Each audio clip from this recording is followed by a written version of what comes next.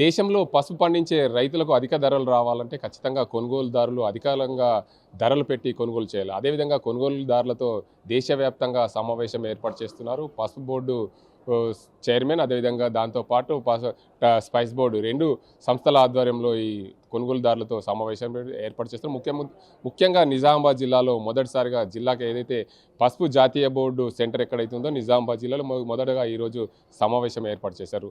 కొనుగోలుదారులతో ముఖ్యంగా రైతులకు ఎలాంటి ధరలు అందించాలి, ఎలాంటి పంటలు పండించాలనే అంశానికి సంబంధించి జాతీయ పసుపు బోర్డు చైర్మన్ పల్లె గంగారెడ్డి ఉన్నారు. వారు సార్ చెప్పండి, ముఖ్యంగా కొనుగోలుదారులు ఏదైతే పసుపు కొనుగోలుదారులతో సమావేశం ఏర్పాటు చేశారు, అసలు ఈ సమావేశం ముఖ్య ఉద్దేశం ఏంటి, రానున్న రోజుల్లో పసుపు రైతులకు ఎలాంటి మేలు జరిగే అవకాశాలు ఉన్నాయి? పసుపు పండించడమే కాదు, దీన్ని ఎట్లా మార్కెటింగ్ చేయాలా, పసుపుకు ఎట్లా ప్రాధాన్యత కల్పించి మనము ఎక్స్పోర్ట్ పెంచాలా, ఏ రకంగా పసుపు అంటే టర్మరిక్ ప్రోడక్ట్స్ని ఏ విధంగా ప్రపంచానికి పరిచయం చేయాలా, మార్కెట్ పెంచితేనే ప్రొడక్షన్కు డిమాండ్ పెరుగుతుంది.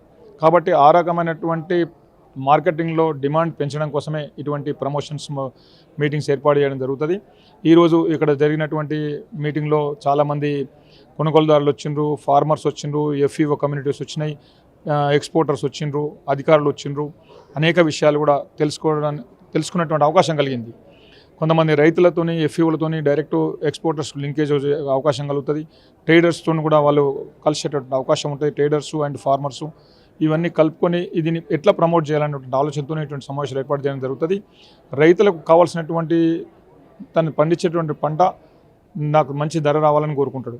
ఆ ధర రావాలంటే మనం మార్కెటింగ్ని ఇంప్రూవ్ చేయాలి. గతంలో 3 లక్షలు, 2,50,000 నుంచి 3 లక్షలు ఉన్నటువంటి ప్రొడక్షన్ ఇవాళ 7 లక్షల చిలుకు ఎకరాలకు పెరిగింది. దీన్ని మనము ప్రమోట్ చేసి మార్కెట్ పెంచకపోతే రైతులకు ప్రొడక్షన్లో సేల్ ఎక్కువ లేకుంటే డిమాండ్ తగ్గిపోతుంది. కాబట్టి మనం ఎట్లా దీన్ని రైతులు ప్రొడక్షన్ చేస్తూ ఉన్నారు, కానీ మనం ఎట్లా మార్కెటింగ్ దీన్ని ఇంప్రూవ్ చేయాలి. మాకు మా భారత ప్రధానమంత్రి మోదీ గారు ఒక టార్గెట్ ఇచ్చారు. మీరు ఇప్పుడు దాదాపు 1800 నుంచి 1900 కోట్ల ఎక్స్పోర్ట్ ఉంది, దీన్ని 6,000 కోట్లకు తీసుకుపోవాలి 2030 వరకు. ఆ రకంగా మీరు చేస్తేనే రైతు ఎంత పంట పండించినా ఆ పంటని మీరు మార్కెట్ చేస్తే రైతు కూడా ధర తగ్గకుండా ఉంటుంది. రైతు పసుపుని మనం ఇంకా ప్రమోట్ చేసి ఈ పసుపుకు సంబంధించినటువంటి ఇంకా ఏ రకంగా పసుపు ద్వారా ప్రజలకు మేలు జరుగుతుంది, ప్రపంచానికి మేలు జరుగుతుంది అనేటువంటి విషయాన్ని ఆలోచన చేయమని చెప్పేసి రీసెర్చ్ వాళ్ళని కూడా మనం కోరడం జరిగింది. వాళ్ళు ఆ విషయాలను కూడా మొన్న జరిగినటువంటి ఢిల్లీ మీటింగ్లో హెల్త్ సెక్రటరీ కానీ, ఆయుష్ సెక్రటరీ కానీ, అదేవిధంగా ఫుడ్ ప్రాసెసింగ్ సెక్రటరీ కానీ, అదేవిధంగా మన స్పైసెస్ సెక్రటరీ కానీ, మన మిగతా అన్ని డిపార్ట్మెంట్ నుంచి అందరూ సెక్రటరీలు వచ్చిండ్రు. దీనికి సంబంధించినటువంటి పసుపుని ఏ రకంగా ప్రమోట్ చేయాలనేటువంటి విషయంలో ఆలోచన కూడా చేసింది. కాబట్టి మనం రైతులకు ఈ ప్రమోషన్స్తో పాటు రైతులకు కావాల్సినటువంటి మినిమం ఇన్పుట్స్, రైతు తన పసుపు పండించిన తర్వాత దాన్ని ఉడికించుకోవడానికి, పోస్ట్ హార్వెస్ట్ తర్వాత పసుపు ఉడికించుకోవడానికి కావాల్సినటువంటి బాయిలర్ కానీ, ఆ బాయిలింగ్ అయిన తర్వాత దాన్ని ఎండబెట్టిన తర్వాత దాన్ని పాలిష్ చేయడం కోసం పాలిషర్స్ కానీ, ఒకవేళ వాతావరణ పరిస్థితులు బాగాలేకపోతే దాన్ని కాపాడుకోవడానికి టార్పాలిన్స్ కానీ, అదేవిధంగా ఫ్యూచర్లో ఇప్పుడు భూమి మీద ఆరబెట్టేటువంటి పసుపు రేపు ప్లాట్ఫామ్ ఉంటే బాగుంటుందని రైతులు కోరుకుంటున్నారు. కాబట్టి ఆ ప్లాట్ఫామ్స్ కూడా మేము మినిస్ట్రీ ద్వారా అడుగుతూ ఉన్నాం. ఒకవేళ ఆ ప్లాట్ఫామ్స్ కూడా వాళ్ళు అడిగిన విధంగా మేము మినిస్ట్రీని అడుగుతున్నాం. వాళ్ళు ఇస్తే నెక్స్ట్ ఇయర్ నుంచి ఆ ప్లాట్ఫామ్స్ ఇచ్చేటటువంటి పథకాన్ని కూడా స్టార్ట్ చేస్తాం. ఇంకా కావాల్సినటువంటి వాళ్ళకి ఏదైతే ట్రైనింగ్స్, పసుపు ప్రొడక్షన్లో మొదలు ఏ రకంగా మీరు విత్తనాన్ని శుద్ధి చేయాలా, ఏ రకంగా మీరు సోయింగ్ చేయాలా, ఏ రకంగా చీడపీడలు రాకుండా దాన్ని కొంత కాపాడుకోవాలా, ఏ రకంగా కొంత సెమీ ఆర్గానిక్, పూర్తి ఆర్గానిక్ స్థాయిలోకి తీసుకురావాలని మేము ఇప్పటికీ కోరుకోవట్లేదు. ఎందుకంటే అంత తొందరగా రైతు దాన్ని ఆర్గానిక్ చేయలేడు. కాబట్టి సెమీ ఆర్గానిక్ స్టార్ట్ చేసి పూర్తి ఆర్గానిక్ స్థాయిలకు పసుపును కూడా తీసుకొచ్చే ప్రయత్నం చేయాలా. ఇది మనం ఆర్గానిక్ స్థాయిలో అయితే మీకు ఖర్చు కూడా తగ్గిపోతుంది, మనకు రేట్ కూడా మంచిగా ఉంటుంది. కాబట్టి మార్కెట్లో రేట్ కూడా ఎక్కువ వస్తుంది. కాబట్టి ఆ రకంగా చేయాలని ఆలోచన, ట్రైనింగ్ క్లాసెస్ పెట్టడం, స్టడీ టూర్స్ పెట్టడం, ఈ రకంగా బోర్డు ఆలోచన చేస్తూ ఉంది.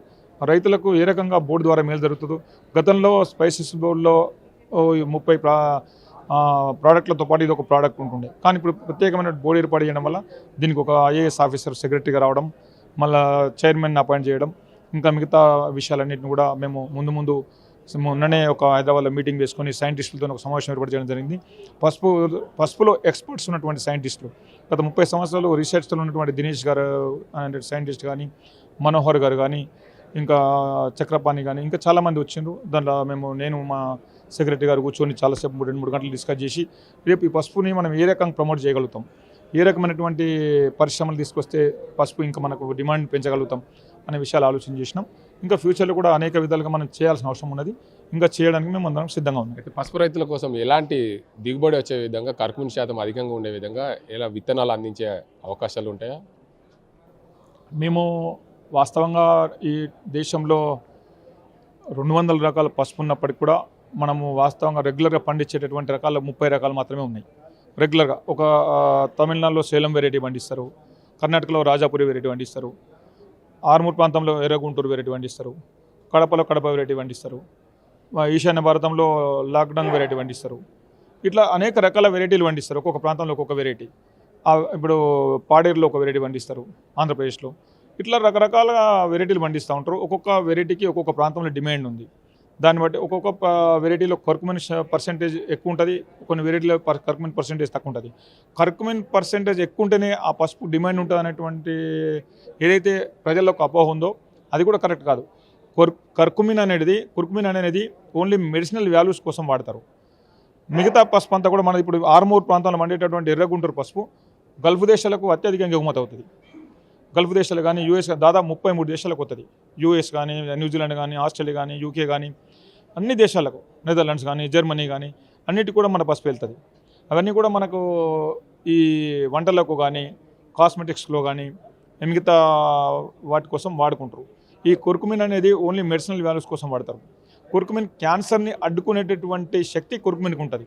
కాబట్టి ఈ స్టార్ బక్స్ అనేటువంటి ఇప్పుడు కాఫీ టీలు అమ్మేటటువంటి ప్రపంచంలో ఉన్నటువంటి ఒక పేరెన్నికమైనటువంటి స్టార్ బక్స్ ఉందో దాంట్లో కాఫీ టీతో పాటు ఇప్పుడు గోల్డెన్ మిల్క్ పేరు మీద ఈ పసుపుకు సంబంధించిన కుర్కుమిన్ కొంచెం ఒక చిటికెడ వేసి ఒక కప్పు పాలల్లో $200 కప్పు అమ్ముతా ఉన్నాడు. అది కూడా మనకు ఒక ప్రమోషనే.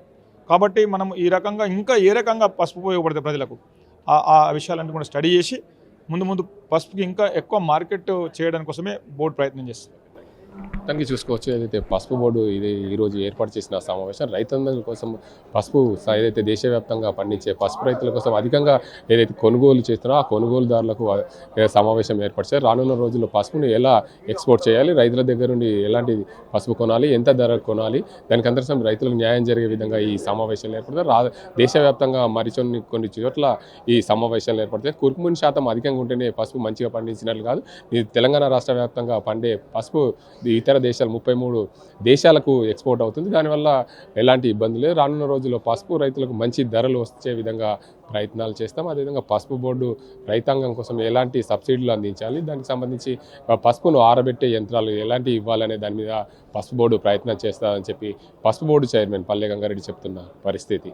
ప్రపంచంలో ఏ మూల ఏ క్షణం ఏం జరుగుతుందో వేగంగా తెలుసుకోవడానికి తొలి వెలుగు వాట్సాప్ ఛానల్ని ఫాలో చేయండి.